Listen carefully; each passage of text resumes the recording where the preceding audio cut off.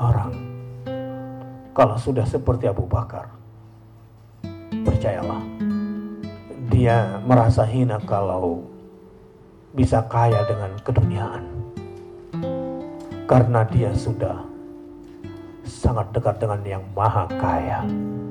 Semakin tinggi ilmu seseorang, sebetulnya semakin gampang mendapatkan uang. Semakin tinggi jabatan seseorang, semakin dekat dengan kekuasaan dan harta benda. Tapi bagi As-Siddiq, hidup adalah untuk berjumpa dengan Allah, dan jalan berjumpa dengan Allah cuma dua: beramal saleh dan tidak sekutukan Allah dengan satu apapun.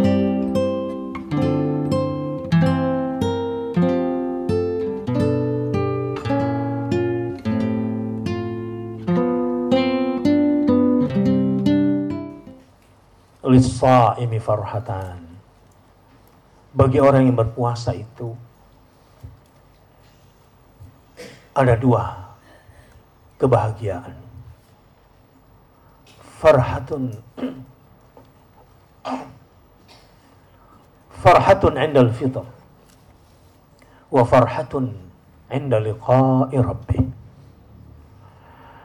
Bagi orang yang melakukan siam di siang hari dan tentu dibarengi dengan qiyam di malam hari, dijanjikan oleh Allah lewat lisan Nabi-Nya Sallallahu Alaihi Wasallam akan mendapatkan dua kebahagiaan puncak. Dan ini sungguh sebuah kecerdasan spiritualitas Rabbani yang luar biasa. Farhatun 'indal fitr,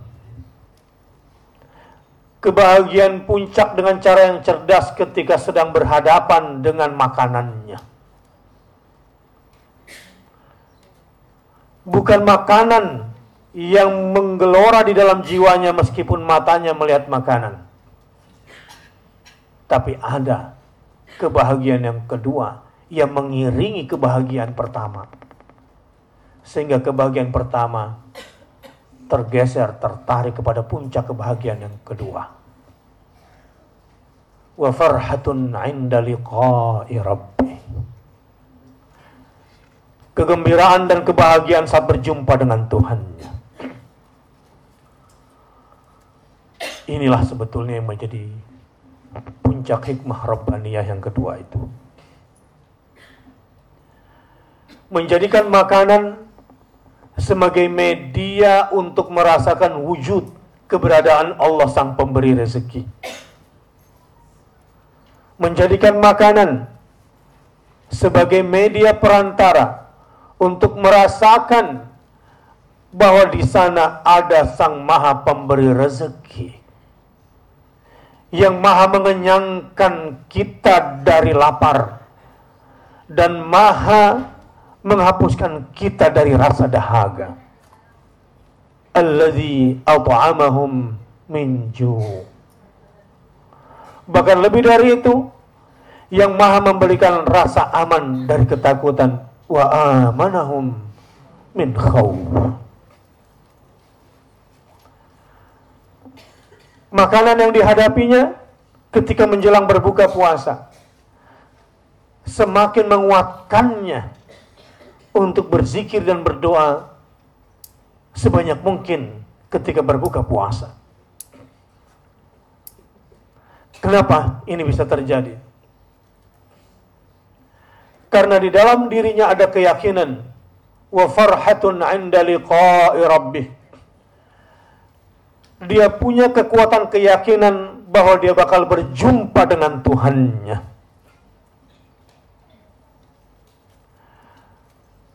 Itulah sebetulnya orang-orang yang khusyuk itu. Alladzina yadhunnuna annahum mulaqu rabbihim wa annahum ilaihi raji'un. Orang yang berpuasa dan sukses puasanya adalah kalau di balik semua aktivitasnya punya keinginan kuat untuk bisa berjumpa dengan Tuhannya. Dan disinilah Allah Subhanahu wa Ta'ala dengan kasih sayangnya akan memperlihatkan wajah-wajah ketuhanannya, wajah rahmah, wajah maghfirah, wajah barakah. Di sini akan diperlihatkan semua kepada mereka-mereka yang hatinya sudah disesatkan oleh hikmah Rabbaniyah. Hikmah Rabbaniyah yang kedua, yang menginginkan perjumpaan dengan Tuhannya. Jamaah rahimakumullah. Kalau Anda bertanya, kok bisa ya sahabat Abdullah rukuknya saja pertengahan malam sampai menjelang subuh? Mungkin Anda bertanya, itu gimana ya cara berpikirnya Abu Bakar As-Siddiq? Umar saja bin Khattab menginfakkan hartanya 50% aset, bukan 10% keuntungan. Menginfakkannya kok bisa ya 50% aset itu Umar. Tapi yang saya bicarakan di sini Abu Bakar radhiyallahu anhu. Kok dia bisa menginfakkan 100% aset, bukan 100% net keuntungan? Bukan 100% net margin bersosial, tapi dengan 100% aset. Allahu Akbar. Di mana sebetulnya kelebihan Abu Bakar ini? Kenapa Abu Bakar radhiyallahu anhu dicatat orang yang paling tinggi as-siddiq keimanannya? Begitu hebat dia membenarkan Allah Subhanahu wa taala, padahal penderitaan yang dihadapi oleh Abu Bakar tidak separah, tidak sesusah yang dihadapi oleh Ammar bin Yasir yang dibunuh keluarganya di depan matanya, ibunya, ayahnya, dan saudara kandungnya. Di mana letak kehebatan Abu Bakar As-Siddiq itu? Padahal keperkasaan dan kepiawaian Abu Bakar As-Siddiq tidak sebanding dengan Umar bin Khattab radhiyallahu anhu dalam berjihad fisabilillah, dalam kepemimpinan, baik dalam manajemen maupun menata kelola pemerintahan. Tapi kenapa Abu Bakar mendapatkan gelar As-Siddiq? Begitu istimewa dibanding sahabat yang lain, sehingga dialah orang pertama yang menjadi khalifah mewakili baginda Rasulullah sallallahu alaihi wasallam. Jawabannya adalah karena As-Siddiq orang yang senantiasa membenarkan Allah dan menginginkan perjumpaan dengan Allah Subhanahu wa taala. Itulah energi terbesarnya di dalam kalbunya. Energi terbesar As-Siddiq adalah orang yang senantiasa membenarkan Allah dan Rasulnya. Karena di dalam jiwanya merasakan perjumpaan, keyakinan akan berjumpa dengan Tuhannya. Orang kalau sudah seperti Abu Bakar, percayalah, dia merasa hina kalau bisa kaya dengan keduniaan. Karena dia sudah sangat dekat dengan yang maha kaya. Semakin tinggi ilmu seseorang, sebetulnya semakin gampang mendapatkan uang. Semakin tinggi jabatan seseorang, semakin dekat dengan kekuasaan dan harta benda. Tapi bagi As-Siddiq, faman kana yarju liqa'a rabbih falyamal amalan salihan wa la yusyrik bi'ibadati rabbih ahada.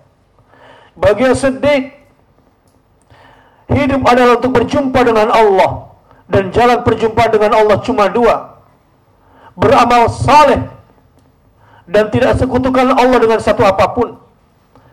Ketika As-Siddiq melakukan ibadah salat, melakukan ibadah siam dan qiyam, target utamanya adalah merasakan kebersamaan ma'iyatullah, agar bisa berjumpa dengan qalbunya dengan Allah Subhanahu wa taala. Dan dia tidak ingin duakan Allah, sehingga tidak ingin berbagi kebahagiaan di hatinya, bahwa kenikmatan berjumpa dengan Allah dibarengi dengan kenikmatan-kenikmatan keduniaan yang penuh dengan syahwat. Tidak. As-Siddiq betul-betul memisahkan makna perjumpaan dengan Allah dengan kebahagiaan-kebahagiaan keduniaan yang bersifat bendawi dan materi keduniaan ini. Disinilah letak ketinggian As-Siddiq di dalam kalbunya. Dia merasakan perjumpaan dengan Allah.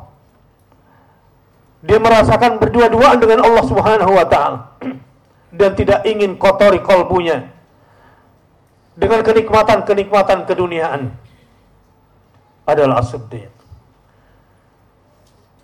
Kalau sudah dekat dengan yang maha kaya dan melihat, menyaksikan kekayaan yang maha kaya, maka berapapun nikmat kebendaan duniawi bukan cuma kecil dilihatnya, tapi jika melekat pada dirinya akan semakin menghinakan dirinya, sehingga dia tidak mau menduakan Tuhannya dalam hal ini. Dia tidak ingin menghamba kepada materi, karena kenikmatan sesungguhnya adalah ketika berdua-duaan bersamaan dengan Allah Subhanahu wa taala. Di sini sebetulnya rahasia kekuatan energi As-Siddiq, sehingga dia mendapatkan kelebihan dibanding sahabat yang lainnya. Memang hartanya Abu Bakar As-Siddiq tidak sebanyak Utsman bin Affan. Nominal sedekahnya Abu Bakar As-Siddiq tidak semewah Utsman bin Affan. Tapi kenapa kedudukan Abu Bakar As-Siddiq di atas Utsman bin Affan?